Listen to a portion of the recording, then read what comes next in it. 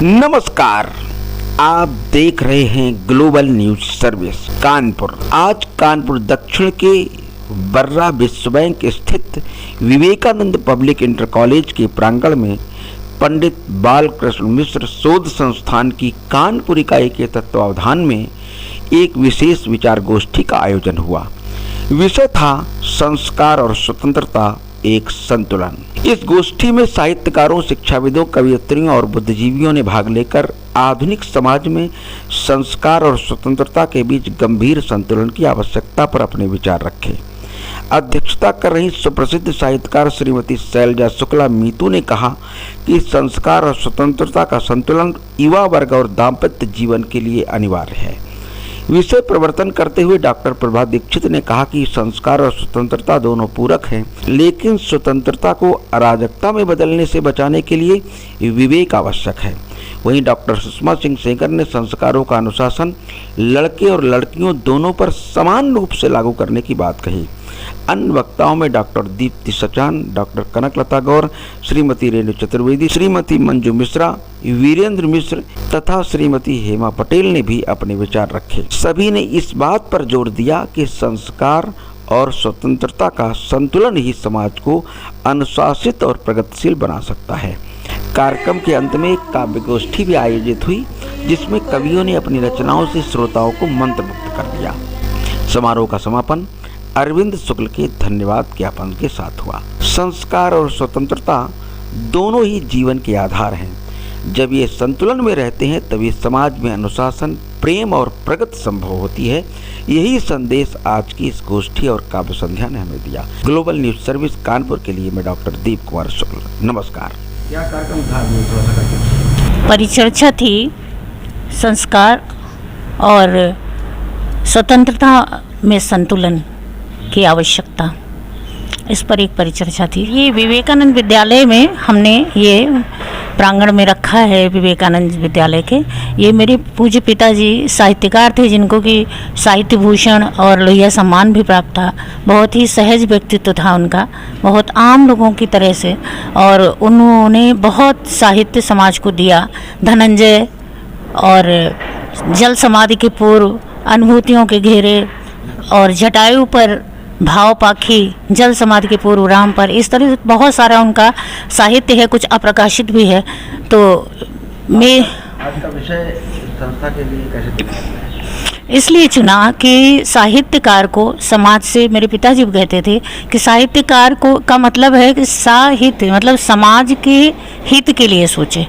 तो समाज से जुड़कर जब बुद्धिजीवी वर्ग, साहित्यिक वर्ग नहीं सोचेगा तो कौन सोचेगा। इसकी चर्चा आवश्यक थी आज की परिस्थितियों को देखते हुए, इसलिए मैंने ये विषय चुना। इस तरह का और भी कार्यक्रम होता रहता कि पहला कार्यक्रम था? नहीं, इसके पूर्व कार्यक्रम बहुत मेरी माताजी रायबरेली में करती रहती थी, तो वहाँ पर कवि सम्मेलन इनके नाम का, पिताजी के नाम का सम्मान भी देते थे। अभी पुस्तक मेला कानपुर में भी मैंने इनके पिताजी के नाम को सम्मान दिया, और कवि सम्मेलन किया जिसमें लखनऊ से भी कवि आए, और आगे भी ऐसे कार्यक्रम करते रहते हैं, करेंगे। लेकिन साहित्यिक कार्यक्रम के साथ साथ समाज के साथ भी जुड़ना है, समाज के लिए भी कुछ करना है, ऐसा हमारा वो है। और सांस्कृतिक यानी हमारी जो पुरानी परंपराएं हैं, हमारी जो लुप्त होती जा रही हैं, लोक संस्कृति है, उनको कई माध्यम से, नाटक के माध्यम से, गीत के माध्यम से, इस प्रकार हर क्षेत्र में कुछ ना कुछ कार्य करना है। आज आई थी डॉक्टर प्रभा दीक्षित जी हैं, रेणु चतुर्वेदी जी आई थी, हेमा पटेल जी अखिल भारतीय महिला शक्ति संघ की संस्थापिका हैं, वो आई थी, और ये क्या भारत विकास परिषद की प्रांत संयोजिका मंजू मिश्रा जी भी आई थी, और दीप्ति सचान जो कि कवित्री भी हैं, काउंसलर भी हैं, वो भी आई थी। डॉक्टर सुषमा सेंगर सहयोग संगठन से, साहित्यकार सहयोग संगठन से आई थी, और कनकलता जी आई थी। कार्यक्रम बढ़िया रहा, बहुत सफल रहा। लोगों ने सुना और सुना समझा, और बच्चों ने भी समझा विद्यालय के। और मेरे ख्याल से कि ये बहुत छोटा सा अंश अभी गया है, और हमें और भी इसका बृहद रूप में करना है, धीरे धीरे करके बहुत कुछ। हमारा विद्यालय इन सभी साहित्यकारों का स्वागत करता है। ये साहित्यकार आए हमारे विद्यालय में, हमारे विद्यालय की टीम को, हमारे बच्चों को उनके संस्कार के बारे में उनको अवगत कराए, जो कि आज का विषय बिल्कुल विलुप्त हो चुका है। आजकल के बच्चे संस्कार से बिल्कुल विहीन हो गए हैं। आज उनको ये संस्कार की याद दिलाए, हमें क्या करना चाहिए और क्या नहीं करना चाहिए, बिल्कुल संक्षेप में उनको समझाएं, बिल्कुल सरल तरीके से उनको समझाएं। Maya Dubey, Maya Dubey, coordinator of Vivekananda public school. ये बड़े हर्ष का विषय है कि शीलू दीदी, शैलजा मिश्र, शैलजा शुक्ला मीतू जी ने अपने पिताजी के नाम से जो उनकी संस्था रायबरेली में कई वर्षों से कार्यरत थी, उसकी कानपुर इकाई, कानपुर शाखा इन्होंने चलाया है, आरंभ की है। और इसका बहुत तहे दिल से स्वागत होना चाहिए कानपुर नगर में। और उन्होंने अपने पिताजी की स्मृति में जो ये कार्य किया है, ये बहुत ही अभिनंदनीय है और समाज के लिए प्रेरणा का विषय है। और विषय भी उन्होंने बहुत अच्छा चुना, जो आज का मूल संघर्ष है, संस्कार और स्वतंत्रता के मध्य संतुलन का प्रयास कैसे होना चाहिए और बेटियों को कैसे सशक्त बनाया जाए। ये विषय भी बहुत अच्छा था। और इसमें उन्होंने बुद्धिजीवियों को, सामाजिक संगठन के कार्यकर्ताओं को और साहित्यकारों को, सभी को आमंत्रित किया था। इसके लिए वे बधाई की और साधुवाद की पात्र हैं। और हम सब यहाँ आए, हम लोगों ने अपने विचार रखे और श्रोताओं ने बहुत अच्छे से सुना। बच्चों के लिए बहुत उपयोगी था, युवाओं के लिए भी बहुत उपयोगी था ये विषय। और मैं उनको बहुत बहुत बधाई देती हूँ, संस्था के आयोजकों को, जिसमें हम लोग अपने को भी गिनते हैं। और बचपन से ही मैंने देखा सुना है उन महान साहित्यकार को जिनकी स्मृति में ये हुआ है, तो परिचित हूँ। बहुत अच्छे गीतकार और बहुत अच्छे कवि थे और उसके साथ ही बहुत अच्छे व्यक्ति भी थे। और पेशा जरूर उनका वकालत का था, पर हृदय से वो कवि ही थे। बेटी और मजबूत रिश्ते, क्योंकि हम लोग एक बेटी हैं और हमारे पास किसी भी तरीके के रिश्ते को मजबूत रखने की जिम्मेदारी हमारे कंधों पर ज्यादा होती है। मैं कुछ पारिवारिक काउंसलिंग भी करती हूँ और अक्सर मैं पारिवारिक काउंसलिंग करती हूँ तो मुझे सबसे पहले लड़कियां हो या लड़के हो, कोई भी हो, एक ही बात कहते हैं कि हम क्यों सहन करें। मैं अक्सर ये बात कहती हूँ कि सहन का मतलब क्या होता है, बर्दाश्त का क्या मतलब होता है। अगर हमारे पास सहन शक्ति नहीं है, बर्दाश्त करने की क्षमता नहीं है, तो फिर हम इंसान किस बात के, फिर जानवर के बराबर हो गया ना हम लोग। जानवर को नहीं समझ। संस्कार और स्वतंत्रता, ये हमारी कमी है। इन बच्चों में जो असंतुलन बढ़ा है वो उनके माता पिता की वजह से बढ़ा है। दोष इनको बाद में देंगे, संतुलन इनका हम ही बिगाड़े हैं तो संभालना हम ही को पड़ेगा। बच्चों से बात करनी है तो समझाना पड़ेगा। संस्कार और स्वतंत्रता दोनों ही हमारे जीवन के अभिन्न अंग हैं, यानी आवश्यकता है। जो मम्मा सिखाती है, जो टीचर सिखाती हैं, जो पापा सिखाते हैं और जो हम समाज में लोगों से सीखते हैं, यही तो संस्कार है। और स्वतंत्रता कितनी होनी चाहिए कि कोई हमारी शिकायत घर पे ना कर दे, कोई काम हमसे खराब ना हो जाए, बच्चे समझ रहे है ना, कोई हमें डांटने ना आ जाए। ये सब संस्कार, हम बड़ों की बात माने और उतना ही करें जितना। ये संस्कार विहीन जो इंसान होता है वो समाज क्या सबके लिए मुसीबत बना रहता है। तो जिस प्रकार हम बच्चे यहाँ बैठे हैं, उदाहरण देंगे, जैसे बच्चों पतंग होती है, पतंग को जब तक हम डोर से थामे रहते हैं और दिशा देते रहते हैं उसको, तो वो सही दिशा में उड़ती है। और अगर दिशा विहीन हो जाती है पतंग तो वो कट जाती है। उसी तरह बच्चों, आप लोग बहुत छोटे हो, एक बहुत जरूरी चीज मैं आप लोगों से कहना चाहती हूँ। आजकल बच्चों में एक आदत बहुत विकसित हो गई है, बड़ों का कहना ना मानना। जब बच्चों आप बड़ों का कहना नहीं मानोगे तो आप अच्छे गलत से बिल्कुल भी परिचित नहीं हो पाओगे, क्या अच्छा है क्या गलत है। और एक सबसे बड़ा जो आजकल दुश्मन है, कितने बच्चे मोबाइल देखते हैं, कितने बच्चे मोबाइल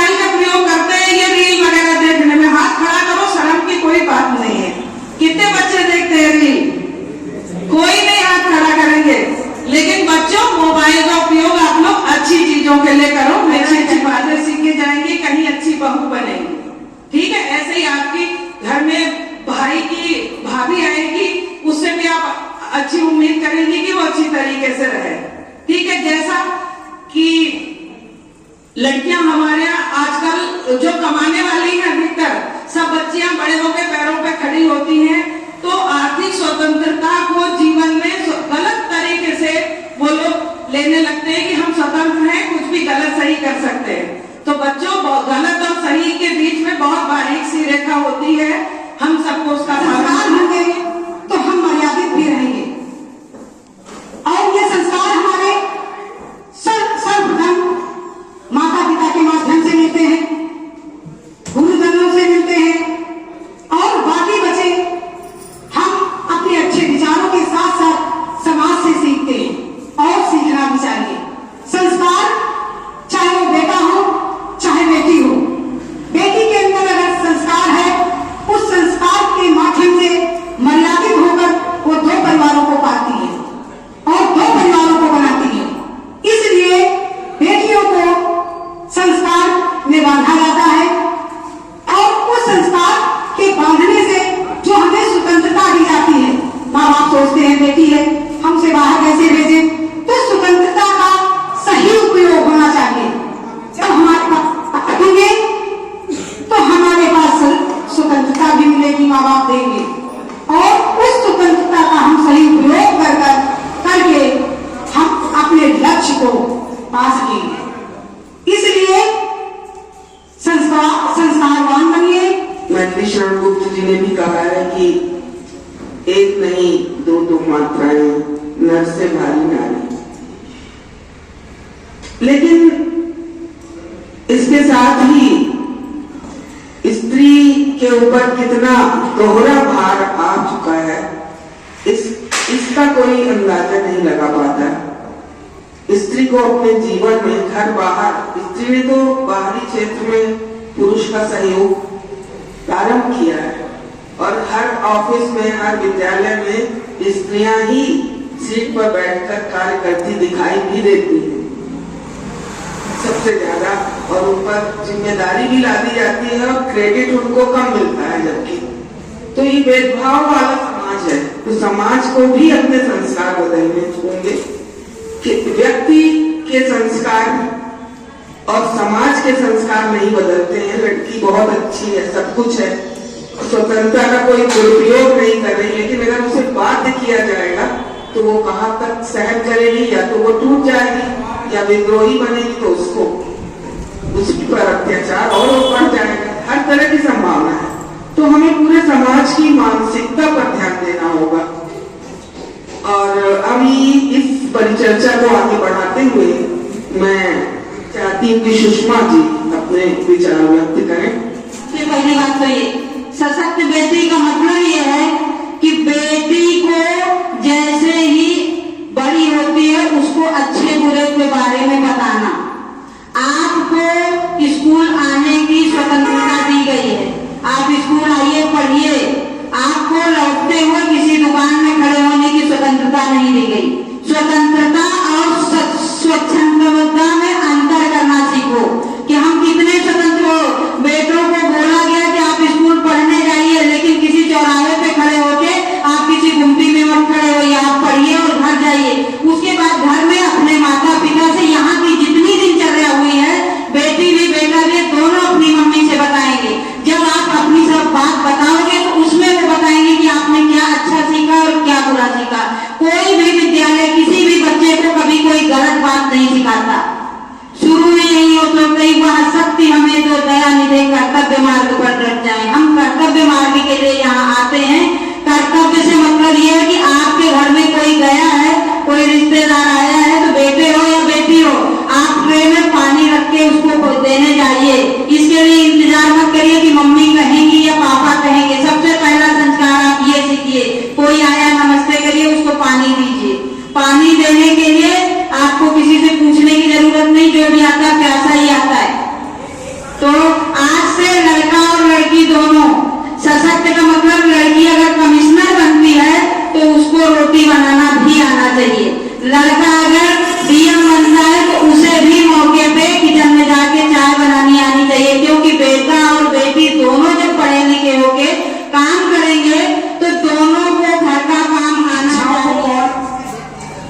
करना चाहिए क्या नहीं करना चाहिए, ये आपको अपने आप सीखना है। और बच्चे बहुत पढ़कर बेचारे थक भी गए हैं, बस 2 वक्त तक बचे हैं, चिंता मत करिए। और हमारे बच्चे कार्यक्रम प्रारंभ होने के बाद अभी तक जो मैं समझ पाया, आज का मूल विषय बेटी और बेटी के साथ में स्वतंत्रता और अनुशासन। बेटी के लिए समय 5 मिनट का है, वैसे तो ये बड़ा गंभीर विषय है, 5 घंटे की चर्चा हो तो मुझे लगता है पूरा नहीं होगा, लेकिन अनुशासन का पालन करना पहला ध्येय जीवन में होना चाहिए। इसलिए 1 मिनट मैं बच्चों से बात करूंगा, बाकी की 4 मिनट बड़ों के लिए होगा।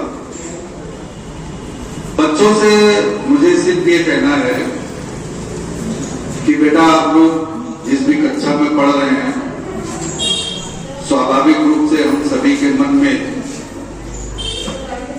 खूब सारी पढ़ाई करके बड़े हो करके और किसी अच्छे पद पर पहुंचने की हमारी योजना होगी सभी के मन में। कोई डॉक्टर बनना चाहता है, कोई इंजीनियर बनना चाहता है, कोई साइंटिस्ट बनना चाहता है, और बड़े होकर के ये बन के और खूब ढेर सारा पैसा कमा करके और हम जीवन में सभी जो सुख सुविधा के साधन है वो हासिल करना चाहते हैं। मुझे लगता है सबका सपना लगभग यही होता है, इसमें कोई बुरी बात नहीं है, अच्छा है। लेकिन जीवन में कुछ भी आप हासिल कर लें, कितने भी साधन जुटा लें, कितना भी धन कमा लें, कितनी भी ऊंची पदवी पे पहुंच जाए, लेकिन अगर हमारे जीवन में अनुशासन नहीं है, संस्कारहीन जीवन है हमारा, तो वो सब कुछ व्यर्थ है। देखने वालों को तो लगेगा कि आपके पास या मेरे पास बड़ा वैभव है, सब कुछ साधन है और बड़ी संपन्नता है, बड़ा विलासिता का जीवन है, लेकिन वास्तव में वो जीवन कितना कष्टकारी होता है। मेरा आशय ये है कि जीवन में अगर खुशी नहीं है, जीवन में अगर आपसी प्रेम नहीं है, तो सारी धन दौलत वैभव साधन सब व्यर्थ है। इसलिए आप लोगों से मेरा आग्रह है कि खूब पढ़िए, आगे बढ़िए, जीवन में जो चाहते हैं ईश्वर की कृपा रहे वो हासिल हो, लेकिन सदैव एक बात पे चिंतन करिए कि हम जो कुछ भी करें अपने जीवन में अनुशासित रह करके करें, और एक सीमा होती है मर्यादा की, उसको कभी ना। स्वतंत्रता और संस्कार वास्तव में ये बड़ा गंभीर विषय है। बेटी के बिना हम परिवार की कल्पना तो कर ही नहीं सकते, और मुझे लगता है अगर समाज की बात करें तो भी अति सहयोग नहीं होगा। लेकिन आज इस परिप्रेक्ष्य में हम लोग यहाँ वार्ता कर रहे हैं, या जो विषय है उसके हमें कारण ढूंढने होंगे। हमारी बहनों ने भिन्न भिन्न प्रकार की चर्चाएं की, तमाम समस्याओं पे भी ध्यान आकर्षित किया, लेकिन मुझे लगता है कि हम सबको सामूहिक रूप से इसके मूल में जाना चाहिए। क्यों, कारण क्या है, ऐसा क्यों हो रहा है? अगर हम लोग 20 साल, 25 साल, 30 साल पहले की बात करेंगे और आज के समय की तुलना करेंगे तो लगता है सब गड़बड़ हो गया, सब समाज विघटित हो रहा है, परिवार टूट रहे हैं। विषय ये कि ऐसा हो क्यों रहा है भाई, इस पे चर्चा तो सभी लोग कर रहे हैं कि गलत हो रहा है, ये कोई नहीं चाहता है, ना कोई मानता, ठीक है। बच्चे हमारे अनुशासित हो रहे हैं कि अनुशासनहीन हो रहे हैं, संस्कारित हो रहे हैं, गैर संस्कारित हो रहे हैं, इस पे चर्चाएं बहुत हो रही है।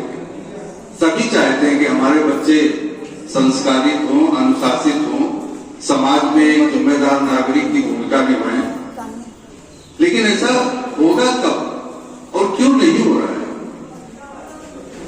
मुझे लगता है कि इन सब कारकों के लिए हम स्वयं बच्चों को दिखाइए, बच्चे करने लगेंगे। हम आज क्यों कर रहे हैं? हमारी मम्मी ने ऐसा किया, हमारे पापा ने ऐसा किया, इसलिए हम वैसे ही जीवन शैली जी रहे हैं। आप करिए, आप मोबाइल लेके बैठे तो बच्चों से नई किताब पढ़िए, वो कभी नहीं पढ़ेंगे।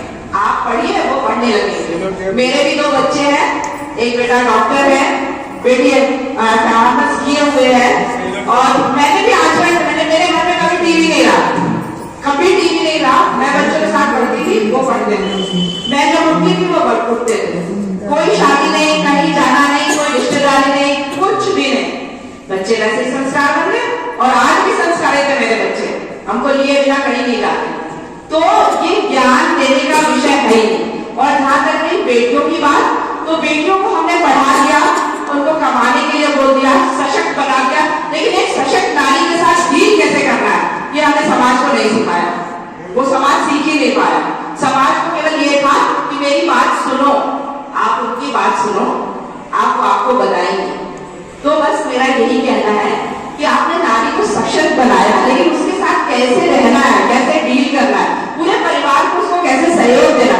मेरी बहू डॉक्टर है और मैं उसके साथ कैसे डील करती हूँ, ये परिवार वालों को सीखने की आवश्यकता है, बहुत ज्यादा आवश्यकता है। हम सबको अपने आचरण को बदलने की जरूरत है। बच्चों अपने आप बदल जाएंगे, बिल्कुल बदल जाएंगे, अच्छे से बदल। कोई समाज, हमारे मामा भी कहते थे समाज बहुत खराब है, यहाँ मत जाओ।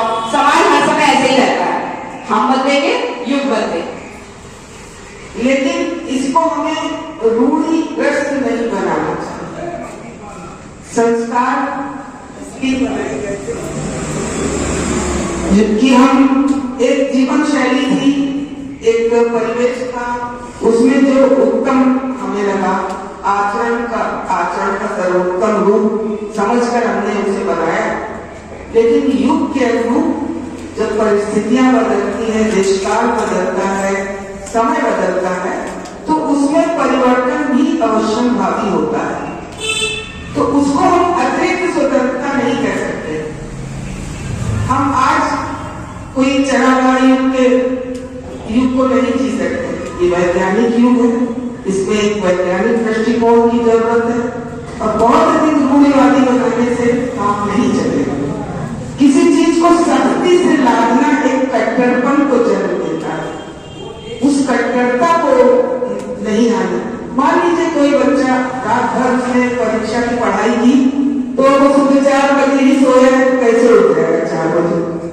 तो एक हमें संस्कारों को आचरण में ढालना है, लेकिन समय और स्थिति को देखते हुए उस पर अमल करना है।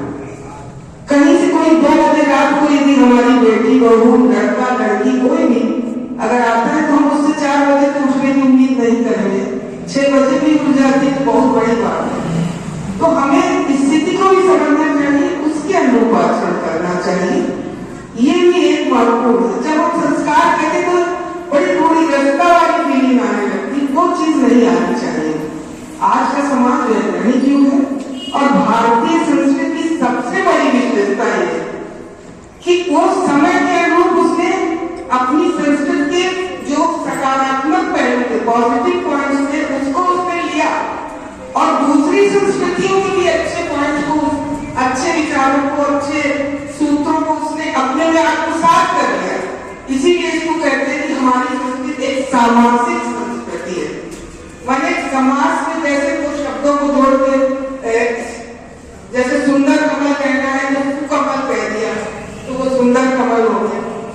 नीला है कमल कहना है तो नील कमल कह दिया। ये समाज एक भाषा में और सामाजिक संस्कृति का अर्थ है विभिन्न संस्कृतियों के विभिन्न अंगों को आत्मसात करके एक नई संस्कृति बना लेना, अपनी संस्कृति के अनुरूप उसे ढाल इसको, इसकी आवश्यकता है। ये शायद सशक्त बेटी और मजबूत रिश्ते, यानी हम बेटियों को सशक्त करें तो रिश्ते, साथ साथ रिश्तों को भी मजबूत बनाना है, ये भी मैंने सीखा है। तो बात करती है संस्कार और मात्र सिर्फ बेटियों की बात नहीं, क्योंकि दाम्पत्य जीवन तो दोनों से चल रहा है, तो बाकी युवाओं की भी है। पर यहाँ ये एक इतना बड़ा विषय हो सकता है, इसलिए इसमें सिर्फ हम बात करते हैं दाम्पत्य की। तो पहले मैं बताऊँ आपको, जो अभी तक सबने बोला उसका थोड़ा सा बता देती हूँ और उसके बाद मैं अपने विचार देती हूँ। जैसे वक्ता शॉर्ट में बता दी, मैं डिप्टी से जानने का कहना था कि हमारी पेरेंटिंग पर ध्यान देना चाहिए। शायद कहीं क्लास कर रहे हैं, वो एक काउंसलर भी है, तो कर्मचारी ने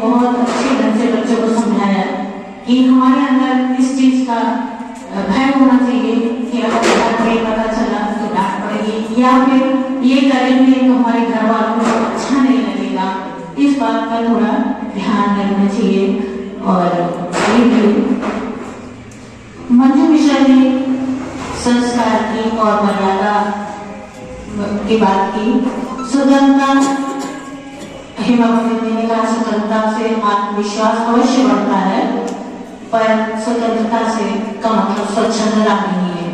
सुषमा जी ने तो माता पिता को भी समझना होगा। उन्होंने कहा, हमारी मंजू जी ने, कि माता पिता को भी समझना होगा। कि रेणु जी ने भी कहा समाज को भी, और माता पिता, जैसे माता पिता का आचरण होता है वैसे ही बच्चे अडॉप्ट करते हैं अनजाने में कहीं से। और सुषमा ने भी ये भी बताया कि हमें बेटा और बेटी दोनों को ही पढ़ाई के साथ साथ घर का भी काम दोनों को बराबरी से सिखाना चाहिए, जिसमें कि किसी तरह का असंतुलन ना हो। और अनुशासन, आप बिरेन मिश्र जी ने बताया कि अनुशासन के साथ साथ हमारे अनुशासन प्रत्यक्ष ना होकर अप्रत्यक्ष होना चाहिए। अगर हम प्रेम की बात करते हैं, आपसी प्रेम और कहेंगे, बच्चों को ये डर नहीं होना चाहिए, उनके अंदर ये एक अपनापन होना चाहिए कि मेरे पिता को, मेरे माता को आघात लग सकता है, हम ये करेंगे तुम्हें अच्छा नहीं लगे। ये एक प्रेम की भावना और आपसी प्रेम और कुटुंब की आवश्यकता है। हमारे बदलते समाज में जो हमारे सामूहिक परिवार थे, सम्मिलित परिवारों का विघटन हो गया है, इसलिए भी ये जो है समस्या खड़ी हुई। डॉक्टर प्रभा दीक्षित जी ने जो बताया, लोगों ने सुना कि हमें रूढ़ियों, हमें समाज के इस बदलते समय में रूढ़ियों को नहीं अपनाना चाहिए। मतलब जो बात रूढ़ी बन जाए, जो परंपरा जब रूढ़ी बन जाती है तो वो त्यागी। एक समय का सती प्रथा और दहेज प्रथा भी लगभग खत्म हुई है, तो इनको हमने छोड़ा। इसी तरह से जो रूढ़ियां, यानी आज अगर बहू हमारी जींस भी पहनती है तो हमें बुरा नहीं लगता। बहुत से परिवार ऐसे हो गए हैं, हमारी बहू जींस पहनकर आती है तो हमें बिल्कुल बुरा नहीं लगता है। तो ऐसा एक समन्वय होना चाहिए, लेकिन उसके साथ साथ ये भी ख्याल रखना चाहिए कि हम अमर्यादित ना हो। हमें एक मर्यादा स्वयं तक कि मुझे क्या, मेरे ये करने से क्या उचित है अनुचित, ये विवेक हमारा स्वयं का होना चाहिए। सशक्त हमने बेटियों को पढ़ाए, उनको आत्मविश्वास, doctor, engineer, IAS, PCS, pilot सब कुछ बन रही है। अभी मैं एक परिवार में परसों गई थी, उनकी बेटी जो बहू जो है वो इसको गणपति जी के साथ मावाणी आशीष दो, रख कर सिर पर हाथ, रख कर सिर पर हाथ, मेरी माँ वर दे दीजिए। शब्दों का भंडार मेरे पुर में भर दीजिए। हरदम गाऊं गीत, करूं नित माँ का वंदन। श्रोता ज्ञाता संचालक अध्यक्ष को नमन। जगती हो वो सारी रात जगती है, भले ही आँख दुखती हो वो सारी रात जगती है। हमारी नींद की खातिर वो अपने को जगाती है। न उसका कोई सुख अपना, न उसका कोई दुख अपना, हमारे रोने हंसने में वो दिन अपना बिताती है, वो दिन अपना बिताती है। है उनके पास में जन्नत, है जिनके पास में अम्मा, धरा पर स्वर्ग होता है यही अम्मा जता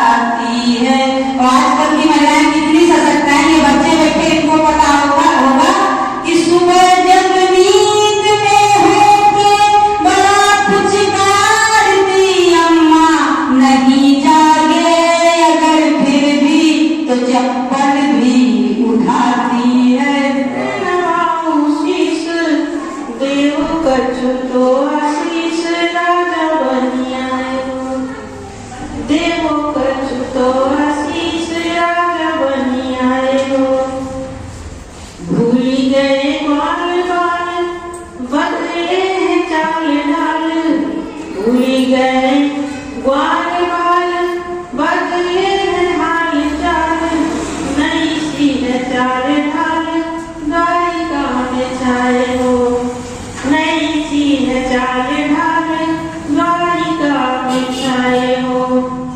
कहाँ गई बांसुरी है, लेक गई सांसुरी है, कहाँ गई बांसुरी है, लेक गई सांसुरी है, कर नहीं आज तुम चक्र को उठाए हो।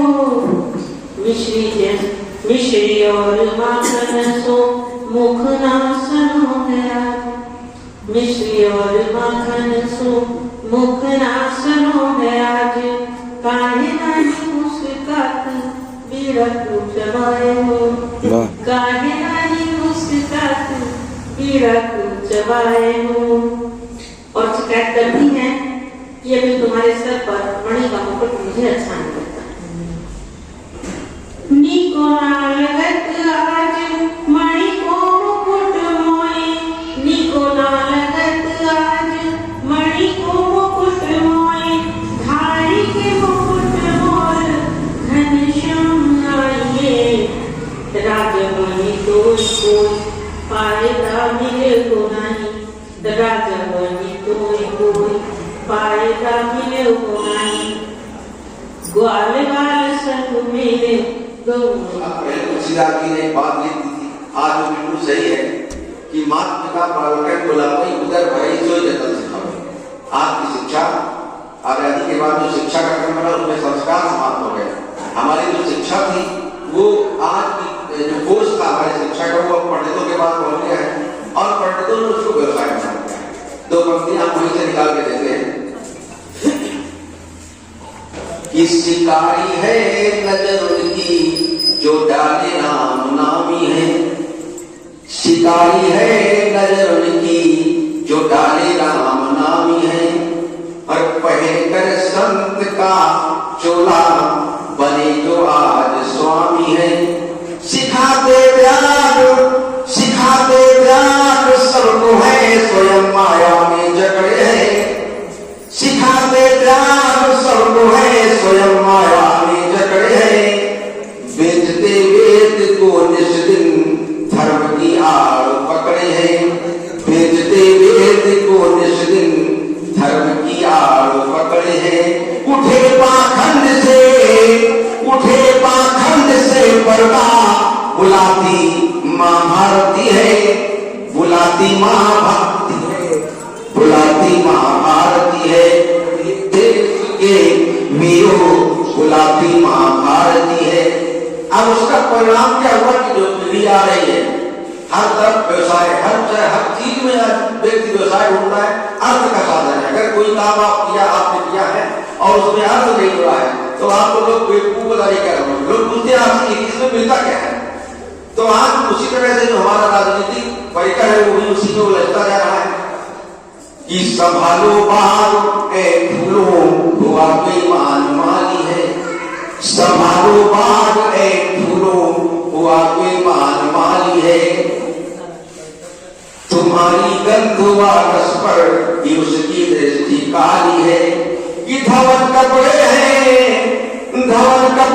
जिनमें वही काले दाग बन बैठे, धवन कपड़े हैं जिनमें वही काले दाग बन बैठे, लगा परमार्थ का टीका वतन के खास बन बैठे, लगा परमार्थ का टीका वतन के खास बन बैठे। कि छीनना है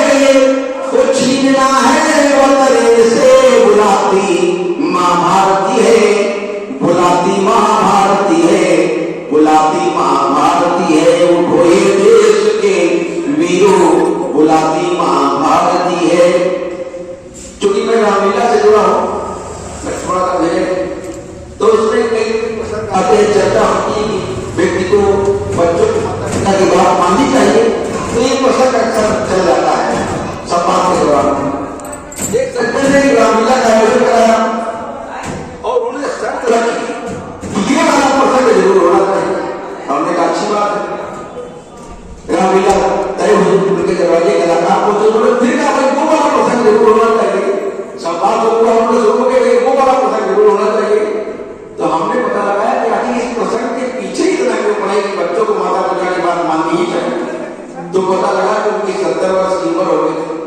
प्रौद्योगिकी थी नहीं, वो दोबारा विवाह करना चाहते थे और बच्चे बना कर रहे थे, तो इसलिए वो प्रसंग के पीछे बढ़ गई, प्रसंग जरूर बुलाता है। तो कहने का मतलब ये कि तमाम सारी चीजें लोग अपने अनुसार उसकी प्रस्तुति देना चाहते हैं, करवाना चाहते हैं, पर माता पिता का महत्व व्यक्ति के जीवन में कब है, कितना है, इसका पता तब चलता है जब माता पिता संसार छोड़कर चले जाते हैं। कि माता पिता के घर है सोना, शून्य सा जीवन हो जाता है, शून्य सा कला। माता पिता के चरणों में ही तीरथ सारे बसते हैं। अब संस्कार की बात है, हमारे पिताजी ने बहुत बाल्यावस्था से हमको अपने पैर दबाने का संस्कार दे दिया था प्रारंभ से। तो हम इतने भी बड़े हो गए, हम जब तक उनके पैर दबा लेते थे तो लगता था कोई अपराध हमने किया है, तो ऐसा लगता था कि हमने कोई अपराध हो गया था। और एक ऐसा क्रम बना, रामलीला पितामह ने तो पूजा पाठ भी लोगों को किया। एक क्रम था कि शाम के 15 मिनट इनकी मम्मी और मम्मी की पिताजी ने और हम पिताजी ने 15 मिनट का टाइम एक साथ बैठते थे।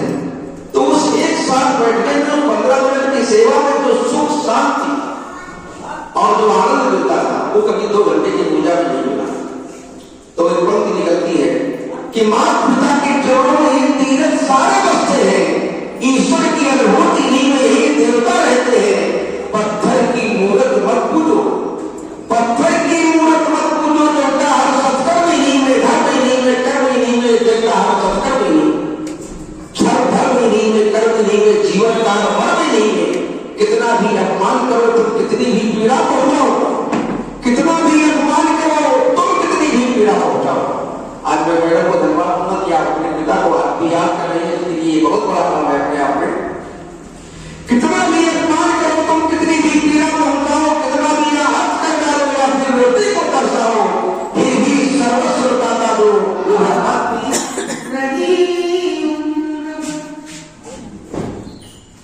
विश्वमयी जितनी सांसें मिली थी मुझे, उतने चंदन उगाती रही। कहते हैं दूसरों का दुख देखो तो अपना दुख कम होता है। वो कहते जितनी करुणा से देखी व्यथा की कथा, उतनी ममता मिली वेदना में मुझे। काव्य जीवन का जितना पढ़ा चाहो से, उतने अनुभव मिले साधना में। पीर जितनी मिली जिंदगी में मुझे, दर्द को गुनगुनाती रही उम्र। विश्वमयी जितनी सांसें मिली थी मुझे, मेरे विश्वास को ठेस लगती रही, पर न आशा का दीपक बुझाया कभी। मैंने इंसानियत को नए रंग दिए, पर नई मान से मुंह चुराया कभी। जितने अभिशाप देती रही जिंदगी, उतने वरदान पाती रही। विश्वमयी जितनी सांसें मिली थी मुझे। हॉस्टल सेकेंड हैंडल करती हूँ और 10 ईयर्स से मैं इसी विद्यालय में कार्यरत हूँ। और आज आपका ये कार्यक्रम को मैं बहुत ध्यान से सुन रही थी अपने क्लास में भी। बच्चों को साइलेंट करके, छोटे बच्चों को साइलेंट करना बहुत मुश्किल होता है, बट मैंने साइलेंट करके आपके सभी के विचार को बहुत ही अच्छे ढंग से सुना और मुझे बहुत अच्छा लगा कि ये बहुत ही अच्छा विषय जिससे हमारा समाज सुधर सकता है।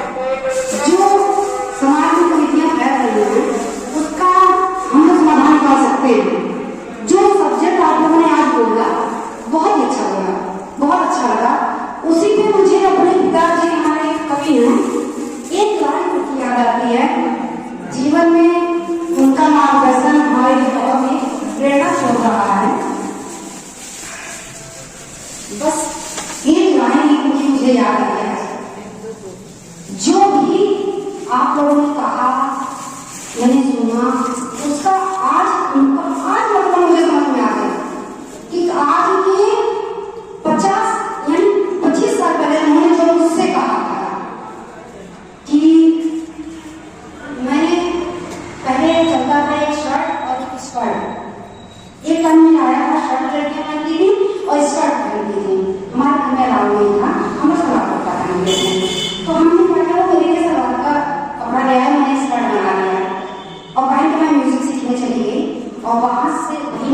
जॉब करने गए, उन्होंने मेरा यूनिफॉर्म देखा, वहां कुछ नहीं कहा, लेकिन घर आके एक सेंटेंस उन्होंने बोला और वो मेरी जिंदगी में रम गया।